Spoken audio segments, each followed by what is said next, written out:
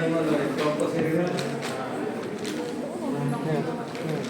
Una imagen de un niño con macrocefalia por hidrocefalia grave. Sí, seguro.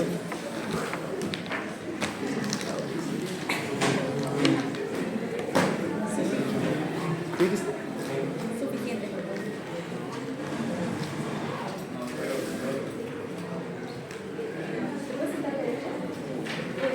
¿Por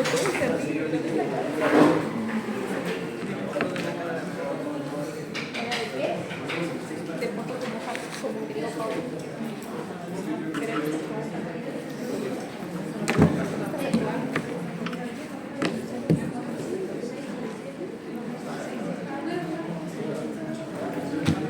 Tienes varios, ¿no?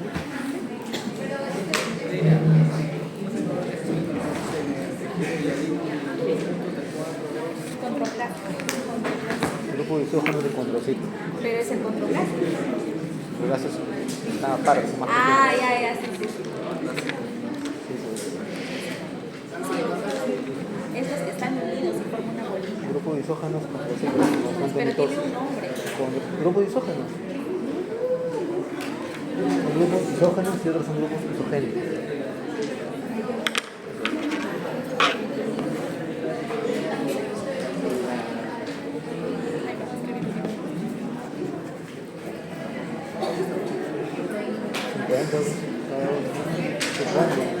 Supongo que un sol 50 cada uno. No lo compré. Vinieron todos juntos. Todos juntos, o sea.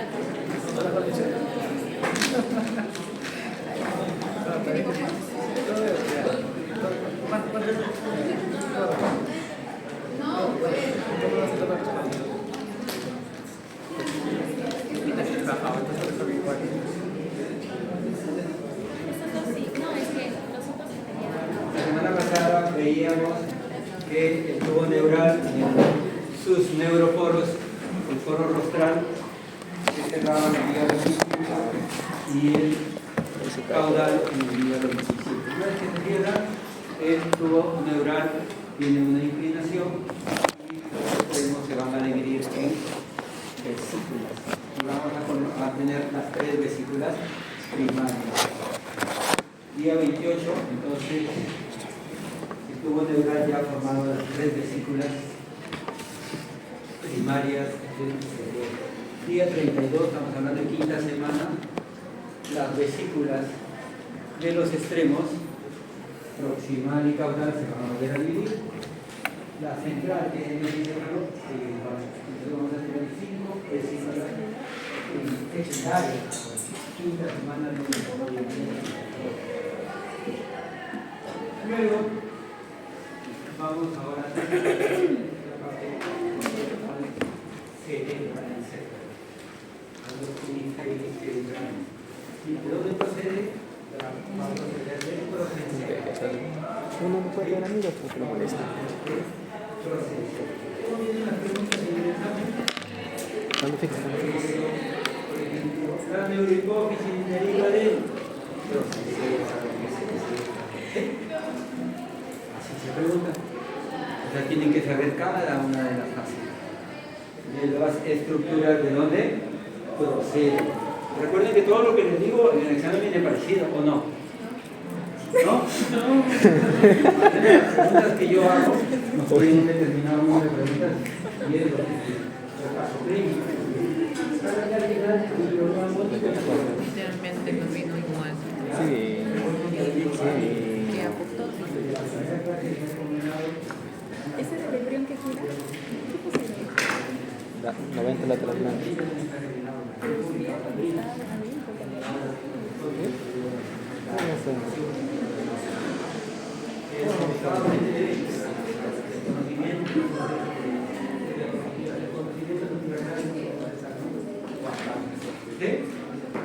¿Ya? Entonces, ya les estoy diciendo, para que no se sorprendan, todo lo que nos interesa es lograr los objetivos que ustedes aprendan, ¿sí? Y lo lleven, lo lleven. Que lo que les estoy diciendo es la parte más importante, y por eso pregunto, porque es el objetivo que aprenden, ¿sí? De nada vale que le pregunte lo más tarde, lo más difícil, que no tiene aplicación clínica. ¿Sí? Ese es el objetivo de mi parte y de este curso, ¿no? En general. ¿Ya? Ya les estoy diciendo entonces, vamos a ver más adelante que del diencéfalo va a producir la neurohipófisis. Y cuando veamos el endocrino vamos a ver que la hipófisis tiene dos partes. Una parte que se llama adenohipófisis y la segunda la neurohipófisis. La neurohipófisis deriva del diencéfalo y la adenohipófisis va a derivar de la bolsa de Rattler, que se va a formar en el techo de la faringe primitiva. Es una estructura netamente hormonal secretora, es donde se producen las hormonas. ¿Sí? La adenohipófisis. Pero acá, la parte de la hipófisis que deriva del prosencéfalo, ¿ya? Específicamente, el prosencéfalo se va a dividir en diencéfalo y enterencéfalo, las dos vesículas secundarias. ¿Sí? Va a ser de acá del diencéfalo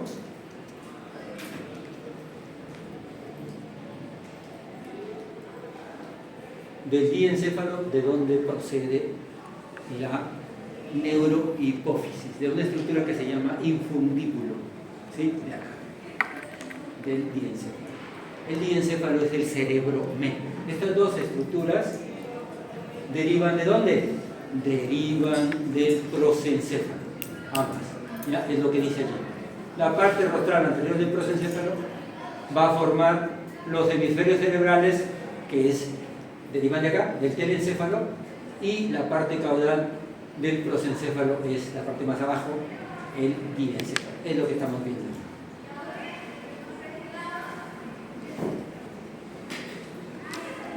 Esto ya lo hemos visto, la parte central con sus ventrículos laterales. La vez pasada incidimos bastante en esto, que hay un tercer ventrículo, un cuarto ventrículo que se comunican a través del acueducto de Sigma. Estos son los sinónimos.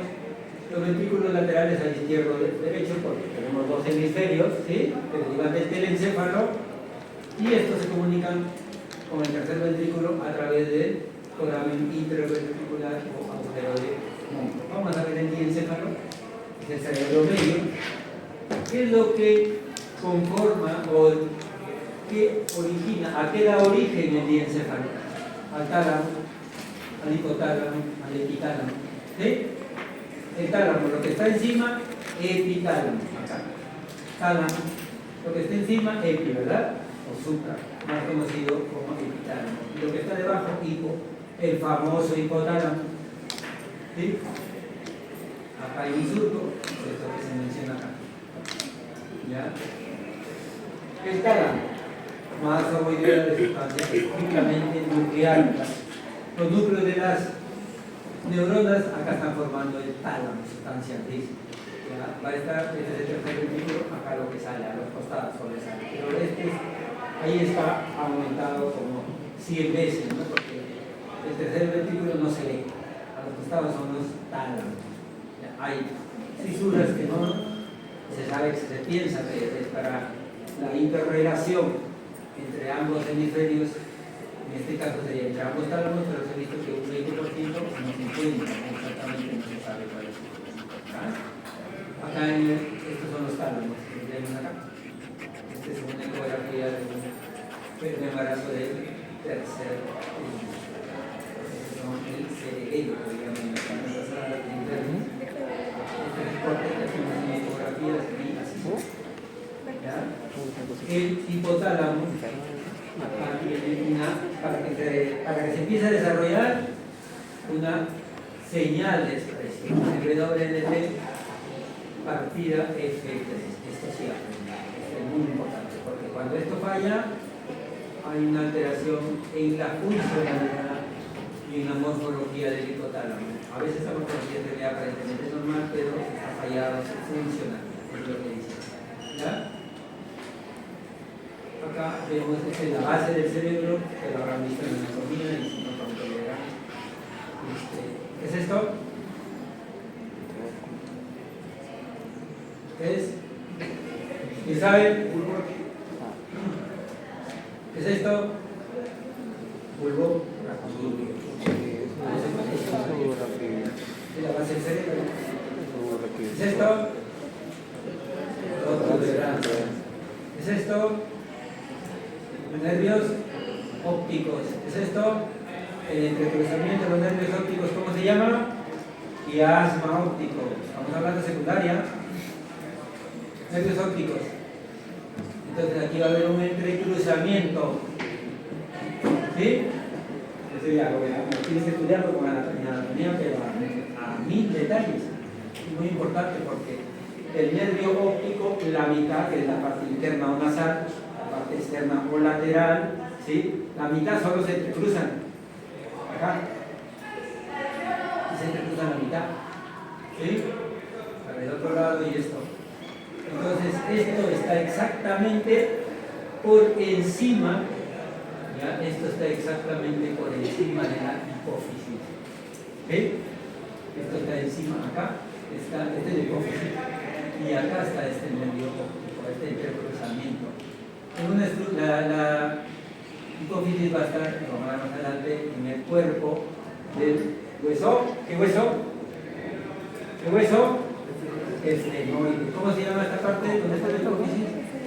La silla turca. ¿Sí? La silla turca.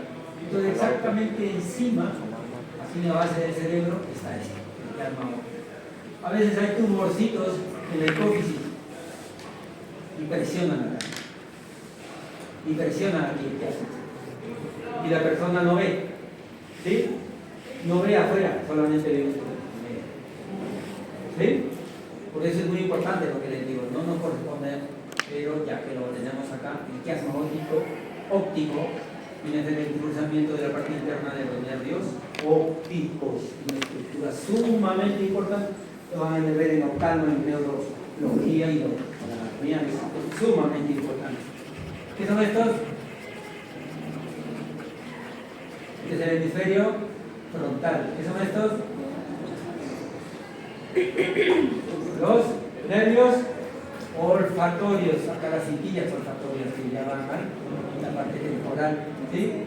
Son los nervios ópticos, al final los nervios ópticos van acá atrás, en la parte occipital. ¿Qué es esto? ¿Qué es? No escucho. ¿Qué hemisferios? Cerebelosos. Acá debajo está el vértice. ¿Ya? Que le dije la vez pasada, estudio y se vuelve a mi vuelta. Suelo preguntarle, le dije la vez pasada, si no ya le estoy diciendo eso. ¿Ya? Entonces aprovechaba esta imagen para explicarle que esta es la base del cerebro, la parte anatómica, no estoy hablando de la parte ósea, es sumamente importante. ¿Sí? Sumamente importante.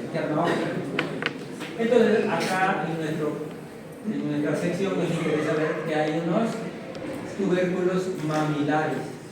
¿Ya? Estos son los tubérculos mamilares. ¿Por qué son importantes?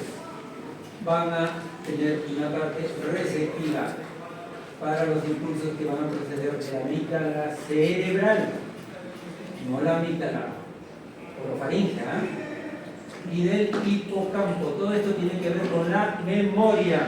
El hipocampo se relaciona con el hemisferio, perdón, con el lóbulo temporal, que tiene que ver con la memoria. Y de acá va a haber el reenvío hacia el tálamo. Todo al final va a pasar por acá, el gran tálamo. ¿Ya? Por eso ya mayor detalle se menciona.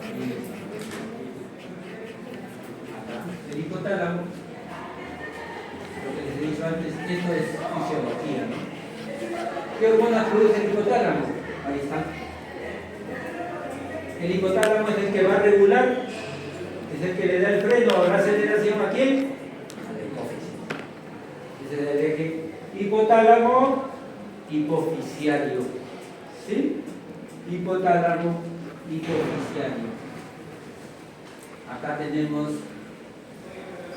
que la oxitocina, ¿dónde se produce? En el hipotálamo. La hormona antidiurética se produce en el hipotálamo. Estas son todas las funciones. Acá una hormona muy importante que es la hormona liberadora de las gonadotrofinas. ¿Cuáles son las gonadotrofinas, doctora? ¿Cuáles son sus gonadotrofinas? Estamos hablando de secundaria. ¿Quién sabe? LH, FSH. ¿Qué significa LH? La FSH, la hormona folículo estimulante. Ya les he dicho en la parte introductoria que habían las hormonas llamadas la primera, la gonadotropinas. ¿Sí? ¿Cuál es? La FSH y la LH. Muy rápido se olvidan de comer más pescado. Vean, joven, pase. ¿Sí? Eso es secundaria, ¿verdad? Entonces por eso se llama hormona liberadora de la gonadotropinas. ¿Sí? Eso lo vamos a volver a ver en endocrino, en histología, en fisiología. ¿Sí? Es muy importante por eso que es hormona. ¿Ah? Entonces, acá se libera esto. ¿Enferma no jamás?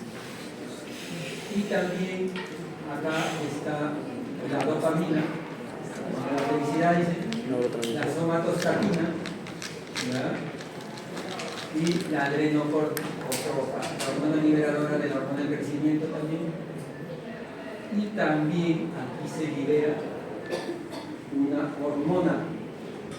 Todas esas son estimulantes. La hormona liberadora de la tirotropina, ¿qué hace? Que le dice a esta hormona liberadora de tirotropina, le dice a la hipófisis, dile a la tiroides que trabaje. Entonces, ¿y cómo viene la señal? Mediante la liberación de esta hormona. ¿Sí? ¿Y qué dice la hipófisis? La hipófisis le manda una señal a la tiroides. ¿Mediante qué hormona? La hormona estimulante del tiroides, SH. ¿Sí? El tiroides le escucha mediante señales a la hipófisis y ¿qué hace? Empieza a producir hormonas tiroideas. ¿Cuáles son las hormonas tiroideas?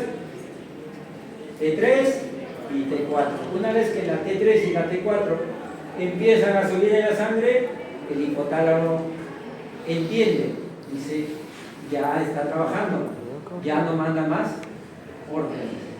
¿Sí? Entonces, a veces sucede que el hipotálamo le manda la orden a la hipófisis le manda la orden mediante la TSH y a la glándula tiroidea le llega, no le hace caso, no produce hormonas. Si ustedes le hablan a una persona y no le escucha, ¿qué hacen? ¿Le hablan más fuerte o más bajito? Más fuerte, igual. El hipotálamo manda más hormonas, la hipófisis manda más hormonas y la glándula tiroidea le llega. No responde. ¿Cómo se llama esa enfermedad? Hipotiroidismo. No produce. ¿Cómo lo detectamos en el laboratorio? Estudiando, no casi los valores de la glándula hipotalámica no son muy lábiles y no lo detectamos en el laboratorio, es difícil. ¿Sí? Hacemos malos estudios de la tiroides. ¿Sí? Hacemos estudios de TSH, que es la hormona que manda a la glándula tiroidea. Hacemos estudios de T4 y T3. Les estoy diciendo aquí este caso para que entiendan, igual parecido es en todas las otras partes, ¿sí? De cada hormona. Entonces, ¿cómo saldrá la TSH? ¿Le estaba hablando fuerte o bajito? Porque no le hacía caso a la hipófisis, la glándula tiroidea. ¿Cómo saldrá el valor de TSH? ¿Aumentado, igual o disminuido? Alto. ¿Sí? ¿Cómo saldrá el valor de T3 y T4? Bajo. Eso es lo que hacemos laboratorialmente. ¿Se entiende? ¿Sí? Para que puedan entender, porque este es un poco árido. Y el eje hipotálamo hipoficiario tiene que repasarlo varias veces. ¿De acuerdo? Y lo opuesto es que la glándula tiroidea no le interesa, pierde el contacto, pierde el control, ¿sí? De la hipófisis y del hipotálamo y empieza a producir por su cuenta las hormonas tiroideas. Y eso es por acción de un proceso autoinmune. Puede ser un proceso infeccioso, ¿sí? Puede ser un proceso autoinmune. Las tiroiditis, ¿sí? La glándula tiroidea se inflama y empieza a producir cualquier cantidad de T3, de T4. a nivel de hipotálamo, a nivel de hipófisis, detectan en la sangre cualquier cantidad de hormonas. ¿Enviarán orden para que trabaje o ya no? Ya no. Entonces hacemos el estudio de TSH, que produce la hipófisis. ¿Cómo saldrá? ¿Alta o baja? Baja. Sale 0.000. ¿Sí? Y la T3 y la T4, ¿cómo saldrá? Alta. Ese es el hipertiroidismo. Característica de las personas delgaditas, paran con taquicardia, paran con hambre, con frío. ¿Sí? Y así pasa con la hormona de crecimiento y así pasa con la hormona, la corticotropa, igualito parecido. Todo el hipotálamo manda hormonas liberadoras, estimulantes. Solamente hay una que es una hormona es inhibidora. La hormona liberadora para la prolactina, inhibidora de la prolactina. Cuando se suelta, cuando esa hormona, lo normal es que empieza a trabajar y no deja que se produzca la hormona de la prolactina, que es la hormona de la leche. ¿Sí? Su producción hace que inhiba la prolactina y por lo tanto no se produce leche. Y cuando no se produce, la prolactina empieza. Es la única. Le deben explicar muy bonito en fisiología. ¿Ya? Nos hemos salido un poquito del tema, pero es muy importante. Todas estas hormonas, miren, están producidas por el hipotálamo. La hipófisis va a producir otras hormonas cuando veamos, pero aquí hay que tener cuidado que esta hormona antidiurética y la oxitocina no se almacenan aquí en el hipotálamo, sino en la hipófisis. Y ahí viene la confusión. A veces les preguntamos, ¿la oxitocina es producida por? Y ponen que es producida por la hipófisis. Y la oxitocina, el antidiurético ADH, se produce en la hipófisis, ¿no? En el hipotálamo. La hipófisis se almacena. ¿Ya? Habíamos visto, ¿no? Hipotálamo, hipotálamo, ahora estamos viendo el epitálamo, también conocida como epífisis o glándula pigmental. ¿Ya? Ahí está. Tiene que ver con un instinto, por ahí debe estar. Acá está. Sería instinto A. El lóbulo T. Acá se libera una sustancia, la melatonina. La melatonina se activa. Y ¿cuándo se activa? En la oscuridad. Es la que nos hace dormir. ¿Sí? En las mujeres, por ejemplo, ya cuando está terminando su ciclo reproductivo, la peri- o menopáusicas, se altera todo esto, no pueden dormir. Les damos su melatonina que viene con soya, todo, y se plancha. ¿Sí? Disculpen que utilice estos términos que les lleguen y todo para que entiendan. No lo van a encontrar así en el libro, ¿no? Sino para que entiendan. Si no están de acuerdo, me lo dicen. ¿Sí? Pero la idea es para que entiendan, o sea, un lenguaje así horizontal. ¿Sí? Más conocido. Listo, eso es lo importante acá. La glándula hipófisis, ¿ya? Acá lo que les estaba diciendo, esto lo vamos a ver con mayores detalles en el endocrino, pero la parte neurológica es esto. Tener en cuenta que la hipófisis tiene dos partes. Una parte que se llama neurohipófisis, ¿sí? Parte nervosa también, un óvulo de la hipófisis y un óvulo anterior. ¿Ya? ¿De dónde procede? De este divertículo neurohipofisial. Sinónimo, infundido. ¿Sí? ¿De dónde deriva esto? Del diencéfalo. Pero la otra parte, que es la parte más importante de la glándula hipofisiaria, se llama la adenopófisis. La adenopófisis no tiene origen neurológico. Su origen es de la bolsa de ratio. Es esta. Llamada también divertículo hipofisiario, ¿ya? Que se forma acá, en la faringe. Por ahí debe decir, acá está, orofaringe, en el techo, y de ahí va hacia arriba, y se pone en el ancho. De la bolsa de ratio, origen de la parte intestinal. El encéfalo son los hemisferios, lo que ya hemos estado viendo, los ventrículos y todo, ¿sí? Avanzamos igual, lo que ya les he repetido varias veces, ¿por qué será? Porque tú sabes tú. Los hemisferios del neuronales están interconectados por 3 comisuras. Acá están las 3 comisuras, ¿sí? Acá vamos a tener que a nivel de la base cerebral, estos hemisferios que se conocen, perdón, estas estructuras nucleares, que reciben el nombre de ganglios basales. Tenemos el núcleo caudado, ya es el tálamo, el núcleo caudado, una estructura ventrolateral que está integrado por 3 núcleos. El putamen,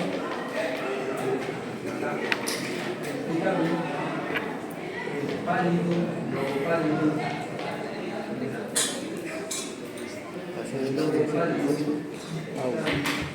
y el núcleo caudado. Estos son los basales relacionados con el entendimiento, el aprendizaje, ¿sí? O sea, tienen mucho que ver con la parte del desarrollo del hemisferio. Todo lo que está escrito ahí es función de la corteza, pero todo eso se relaciona, se interrelaciona con estos núcleos. Si estos núcleos fallan, lo otro no se da.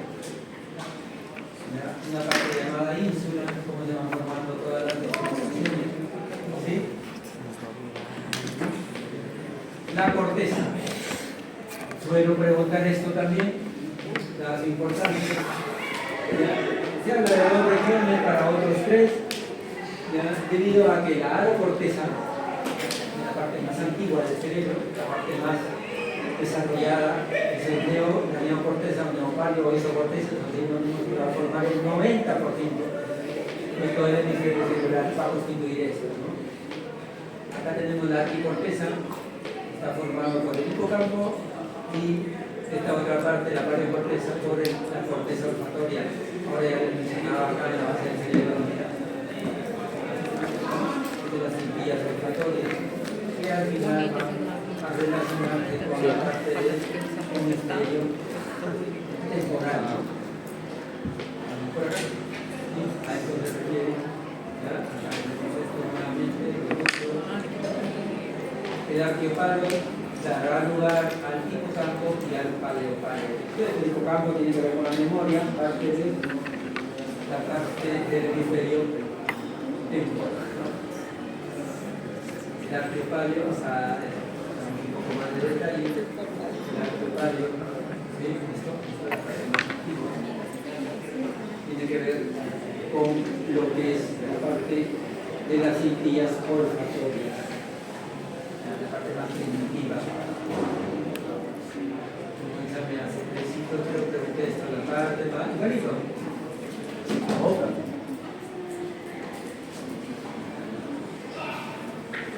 El sistema olfatorio, cómo se va a dar la diferenciación, ¿sí? Las estructuras neuronales se van a formar ya definitivamente en las 9 semanas, y de acá ya se van a diferenciar una para parte olfatoria, va a tener un epitelio para la parte respiratoria y otro epitelio para la parte olfatoria. A eso se refiere. Lo pasen en su libro, ahí está en el ámbito. ¿Sí?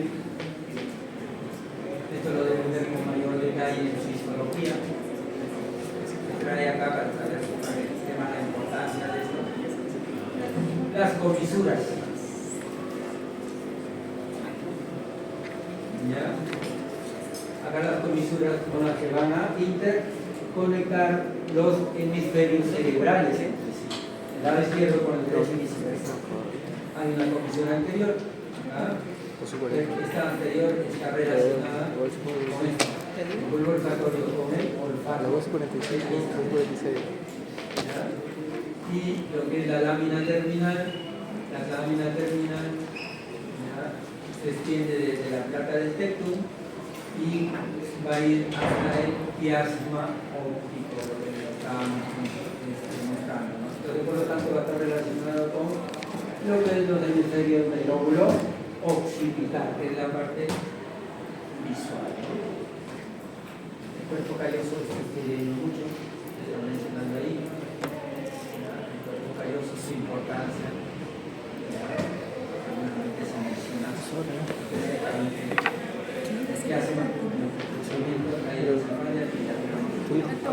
Hay dos tipos de hidrocefalia. Hay dos tipos de hidrocefalia.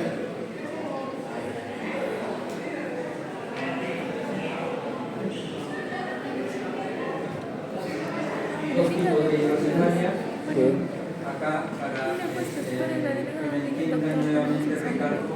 Este es el sistema vesicular, ¿verdad? Cuando se dilata todo esto, hidrocefalia. Hay tipos de hidrocefalia. Si hay una obstrucción aquí, entonces va a ser una hidrocefalia obstructiva. La Virgen María.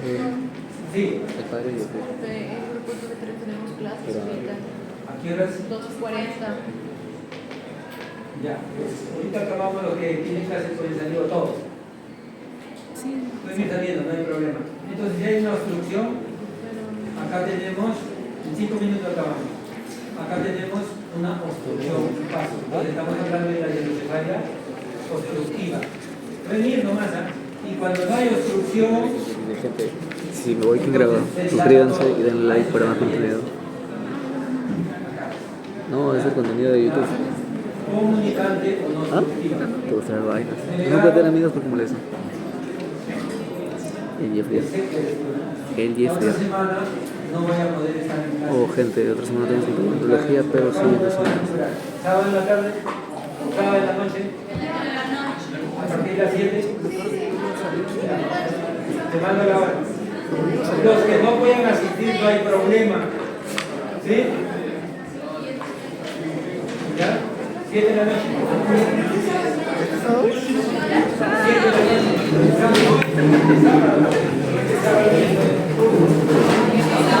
Suscríbanse.